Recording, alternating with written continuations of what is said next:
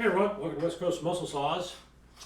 Doing a little work today on a STIHL MS 170, and I've been looking for a source for parts. I know I've been wanting to find some aftermarket parts that are really good quality, and I ran into this outfit right here.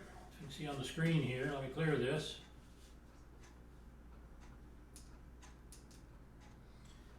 It's called Hipa. We'll go over that in a little bit. They had some really reasonably priced parts for my MS 170, and it's an older 170, and I didn't really want to put a bunch of money into it, and so I tore it down. What the problem with it was the connector boot had hardened up and was sucking a little bit of air around the connector where it hooks onto the bell. We call it the bell on the engine. I took this apart using just minimal tools. Of course, I worked on hundreds if not thousands of these saws. But anyway, basically, you can tear this thing down with just a couple of good quality tools. You can use some, there's others that are not quite as nice as these, but this is really nice.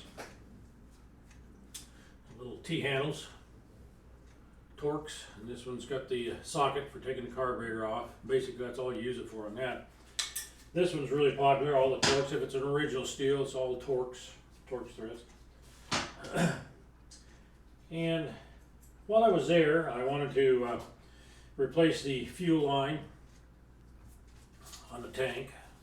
They get deteriorated, and this one's starting to swell on the inside, so I'm going to replace that. And also the oil hose.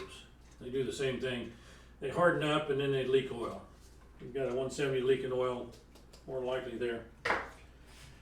So I contacted the Hipa, and they told me they would send me some parts, and just to, if I put them on there and give my opinion on it. And they didn't limit me to whether I said they were good, bad, or in between, or not. So I'm not getting paid to look at these, and so I thought, that's a good opportunity. A lot of times, and I understand it, guys, you don't want to put a bunch of money into your chainsaw if it's an older one. And so the kit that I'm getting, I'll show you here in a little bit on there how easy it is to order from them. But the kit that I wanted was the carburetor, and there's two different carburetors, and they explain it on their site. There's two different carburetors for this 170, and so you want to make sure you identify that. And you get the oil hose and the fuel hose. And these were both, I looked them over real close, and they were very good quality. They look really good. We're going to find out how well they fit into the little grommet tank on both of them. Make sure they go in there tight so we're not got leakage. Fuel filter, which was really impressive. Looks like your typical OEM filter, but it's got the extra little screen inside the cap nipple there. Kind of like the screen you'd see in the carburetor, the inlet screen inside. I thought that was kind of slick. And you can, if you wanted to, take it apart or just replace these every once in a while. Then we're going to discuss a little trick with some hemp string. Hemp as in grow it in your backyard, but you don't want to get caught doing all that stuff. Anyway, we're gonna look at that. I'll go over that here in a little bit. But the connector boot, very happy with it. Let me get over here just a minute. See how mine is oblong, it's hard. Beautiful connector boot. Very nice. I like that. Like I said, the hoses were good. They look really good quality.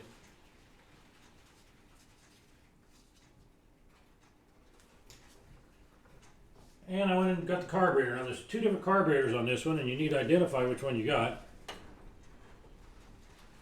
Mine had the single jet, and then that's the difference. One's got the single and one has a double. Mine's a Zama on mine. And of course you know where those are made. Those are owned by STIHL, but they are actually made in China. But they're a really good quality, the Zamas are. And so I wanted something that was good quality. And the one they sent me, and I will run it, I'm not going to do it today, on another video I'll run it after I put it on there. really well looking, and I did a pressure vacuum test on it, and it passed that just beautiful. I always check that before I put them on the saw. So let me check those hoses out on that, and let's see how good they fit in there. And you want to use some little dab of oil, just a little bit of oil to lubricate to get that in there. And you want to be careful, not so careful in taking the one out. It'll come out of there. You might even tear it, but that's all right. Pops out. And you can see how oblong this was getting, and it was possibly letting a little debris by. Take some oil. I use a little bottle of just some oil that you can put on the hoses, just a dab. You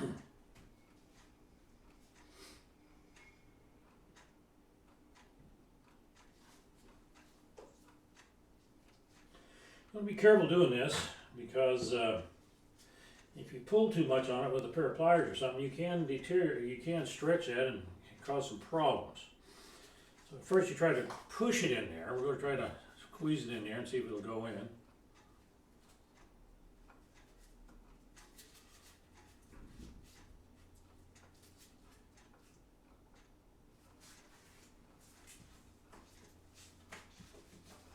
Just a little probe, be gentle.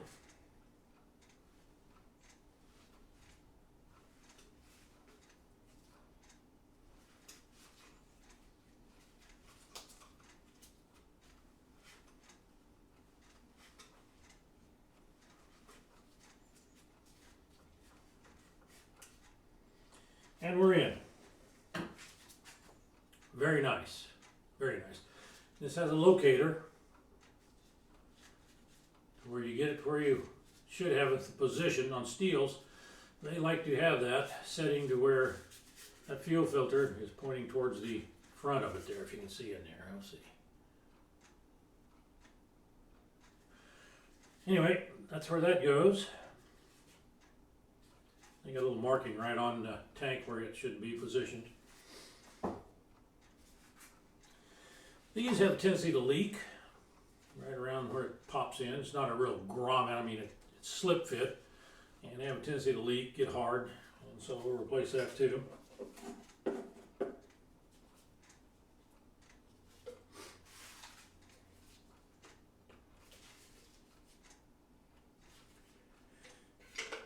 We're going to replace the pickup too, so I'm going to pull it off first. Look at that real close when you're taking it out, and you'll see that a lot of these little filter here will be plugged, partially plugged from debris, which is normal. When you fill these, there's always debris around the cap. And pop it out. Clean around the opening. Then again, a little shot of oil, and we'll try the same technique. Try to get it to push in rather than try to pull. You can gently, and I have taken my needle nose and put some, you can get some fuel line put on here, as if this was fuel line. I use, if we're going to do something like that, on each side, and then you can gently crimp the hose and try to pull it. But if you go with that, you have a tendency to really cause some problems. You don't want to do that.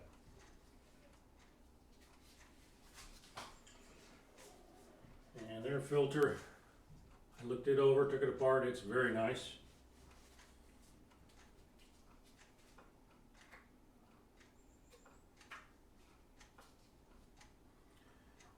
Pop that on there.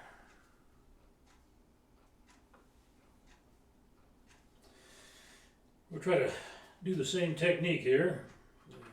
Put it through there. Kind of work with it because you want it towards the front.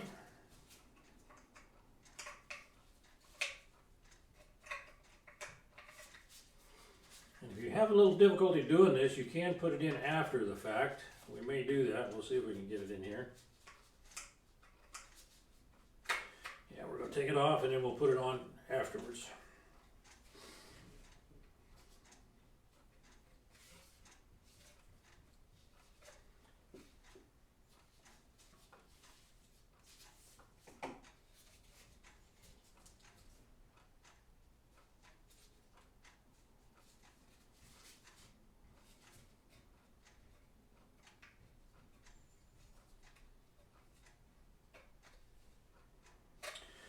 that hose don't want to go in there and line up. And so here's one of the little tricks you can do with that hemp, like I was telling you. Get you some hemp string. Get it at the hobby shop or whatever. I like using it because we're going to put a little oil on it, and it's so small that it'll guide that right in there. And so what you're going to do is put that in the opening.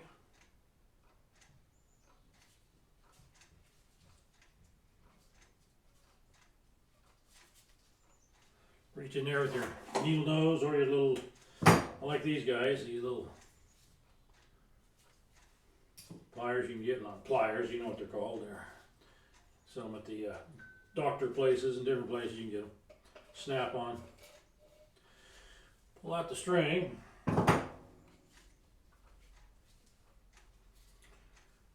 Wrap that hose around, wrap the hose with your hemp.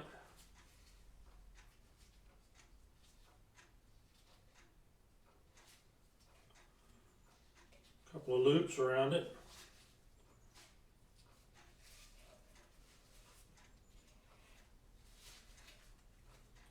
Stick the hose in there.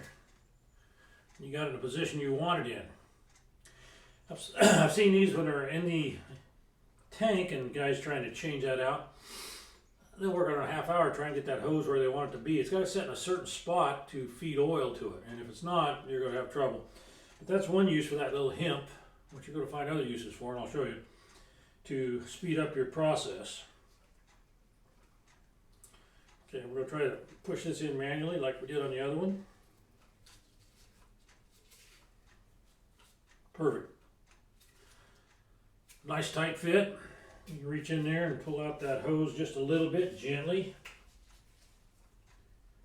and hook up our filter.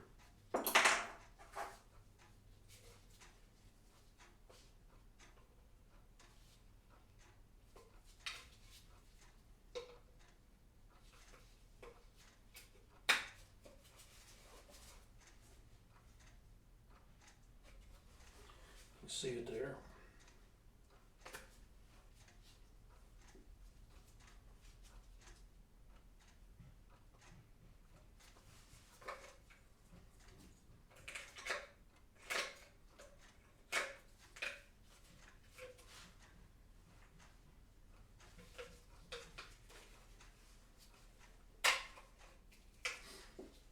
It popped out, but I'm going to pop it back in. And we're good to go. What I do is, after I've done this, do hook up your pressure vacuum, test it, make sure it's blowing through, make sure you don't have a kink in there, make sure everything's smooth. You only want to do this once, so make sure you do that. Check your little valve. It's a duct valve. While you're there, little valve, and make sure it's functioning properly. Make sure the lips are open and closing, and if it is, you can reuse it. One thing that doesn't come in the kit, I'm going to talk to them about it, is that little valve. I would like to see that in there because you really should change it every time. This one's not that bad a shape, so we're going to go ahead and reuse it. You can also do a pressure vacuum test after you put this on, cap on, and verify that that is working properly. It should let air in but not let air out. And so they will dribble just a little bit. That's kind of normal, but only if you apply a little too much pressure. So just be aware of that. Another thing we're going to do is this connector boot. I'll show you how to hook that up. Clean that a little bit.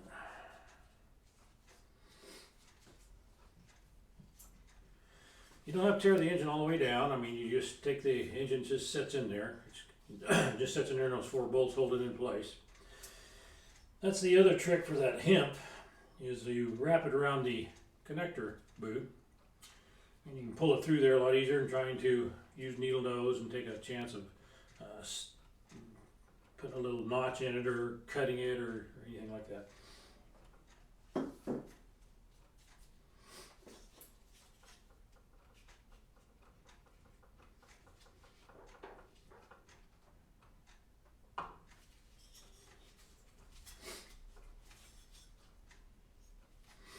Fits on there nice and tight.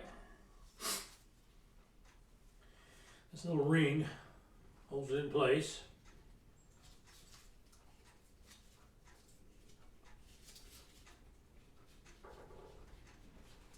Like that. And then here's the other trick for that hemp. And this is dirty, I apologize for that. I don't have a solvent bin at home here, so I should have cleaned this a little better, but I didn't. But anyway, show you how this works. Normally, you try to get that in there. Get its position here to show you. And you got to jockey it around. Take these out here.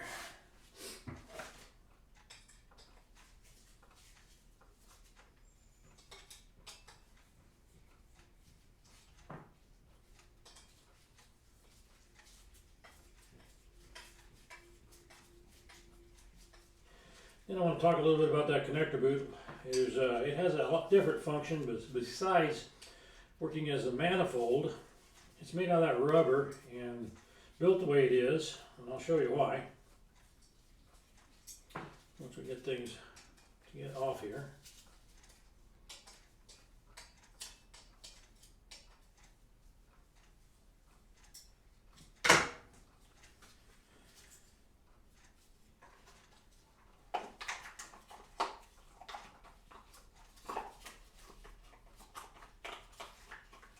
You don't have much room in here to work, and so as you're trying to put this in, you're trying to get that boot positioned, and it can be a little bit of a challenge.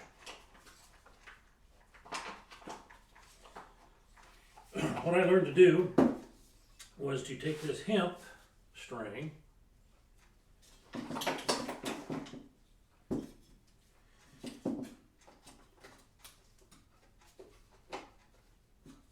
to the side,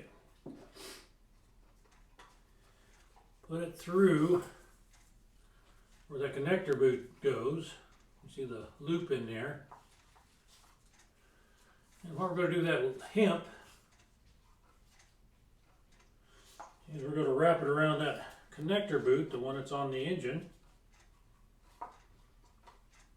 Make a couple of wraps on it. See that connector boot? And this is the old one. This is not the one we're working on. I'm just showing you how it hooks up there. Put a couple wraps on that, and you're actually going to just pull on that. Put a little bit of oil around there, pull on it, it'll pop right into place. A lot easier and a lot less damage to that boot. Over here we're going to talk about this connector boot. This is built for a reason. If this could be a solid piece of plastic or metal, and they used to be on the chainsaws, but the heat coming off that cylinder when they shut the chainsaw off would just soak into that manifold if it was metal or plastic. And you get a vapor lock. This heat would transfer to the carburetor. That carburetor would heat up. You would get a vapor lock, and the saw would be very hard to start. Common issue back years ago. They went to this system, and the air actually flows around this, cools it, and it's made of a material that doesn't soak up a lot of heat. And it helps to eliminate the vapor lock. And the purge on the saws, this one doesn't have a purge, but we talked a lot about the purge. A lot of people call it the primer. It's not a primer, that's wrong. It's actually a purge.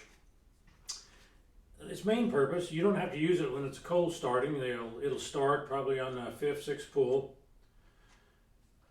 If you pump it on a cold start, it may start on the 3rd pull. No real great advantage, but what it's really designed for is when you're refueling your saw and you've shut it off for whatever reason, and it's a hot summer day, you know, you're getting temperatures up in the 80s or whatever, this still will let some heat sink to your carburetor, the fuel, everything. The saw heats up when you shut it off. There's no cooling going on. Hot start, if you don't punch that primer 4, 5, 6, 7, 8 times, you can pump it 100 times, doesn't matter. Circulates fuel is all it does, circulates. Cools down that carburetor. It's going to make it a lot easier starting. If you pump it 3 or 4 times, if it's a hot start, you may or may not want to choke it. You can try it and see. It's going to start so much easier once you cool that carburetor down, cool the fuel down by recirculating it back from the tank through the carburetor channel, vent, the carburetor channels in the carburetor, you're going to cool it down. It's going to start a lot easier. So just be aware of that. That's some information that is out there that you should know about.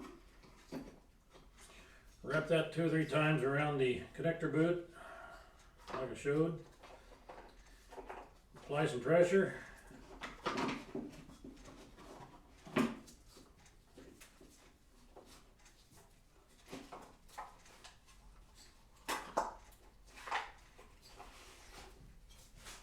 little bit of oil.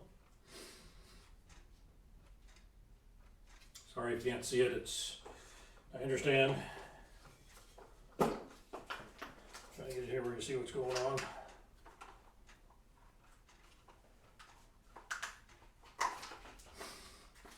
Popped in, just like that. You can take needle nose, you can take your little doctoring tools and try it, and pushing, pulling, and tugging, you'll definitely do some damage to that connector boot. You don't want to do that. You don't need a vapor leak or any kind of leakage around that at all. Well, guys, I'm going to, oh yeah, one more thing. They did send me some chain to try out, and it really looks good. Can't wait to try that. Beautiful chain. I want to show you something too on the computer. If you got a few minutes, guys, don't run away just yet. Let me get around there so I can run it.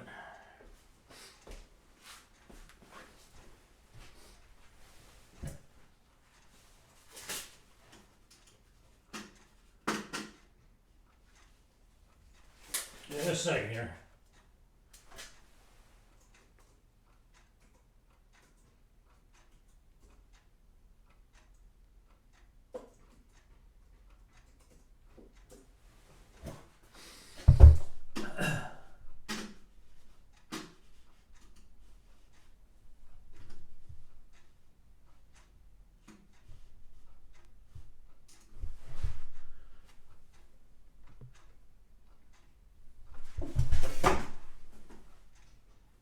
Here's their site where you can buy these parts. Excuse me, guys. And the way they've laid this out, it's so easy to use and so easy to find the saw and the parts you need. We're working on a steel, so we froze up for a second here. Let's see if we can get it going again. Hang on. Working on steel, so we go to there.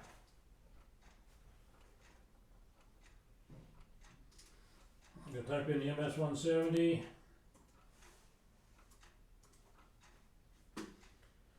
Pops right up.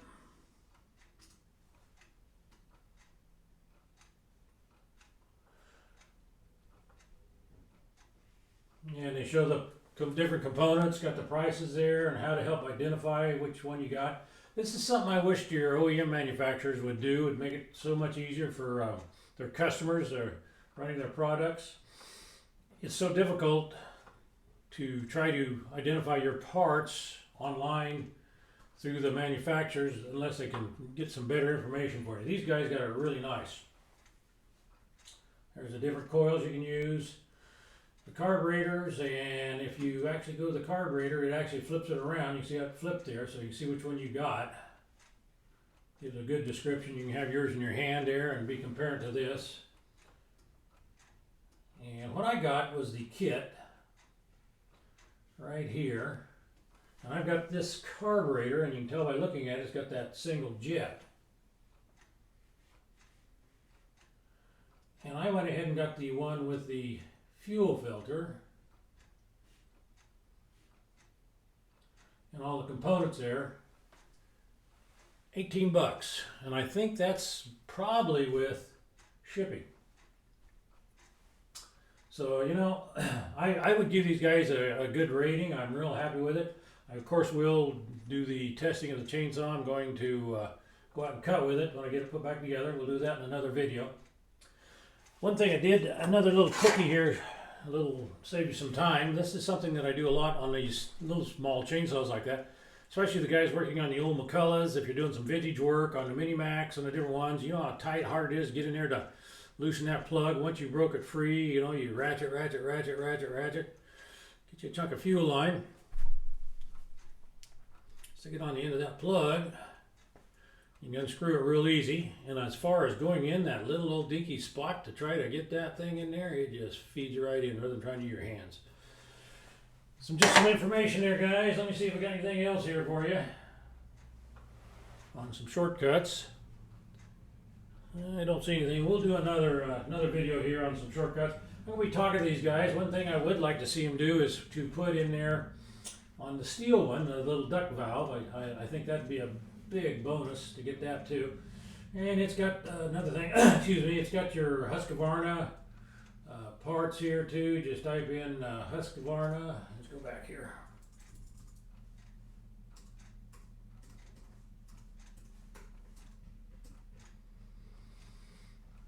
I've got your trimmer stuff. A lot of guys doing the trimmer work and stuff. It's not just for us chainsaw guys. I mean, I worked on trimmers, worked on lawnmowers, done all that work.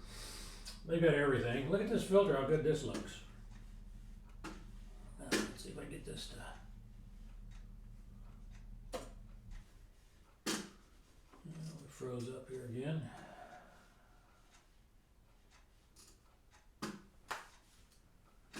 And we lost our connection with our mouse.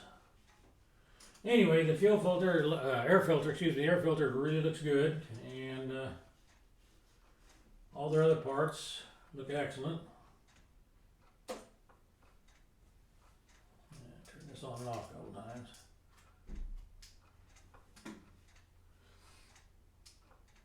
Yeah, look at that. Isn't that a good looking air filter? Yeah. Carburetors for the 340, 345, 350, 353, 17 bucks.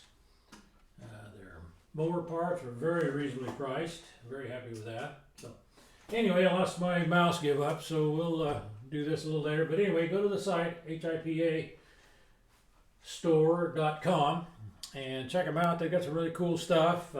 I'm very impressed with it. And like I said, when we get this thing, I'll put it back together, and when we get it going, we'll make some cuts with it. All right, guys, have a good day.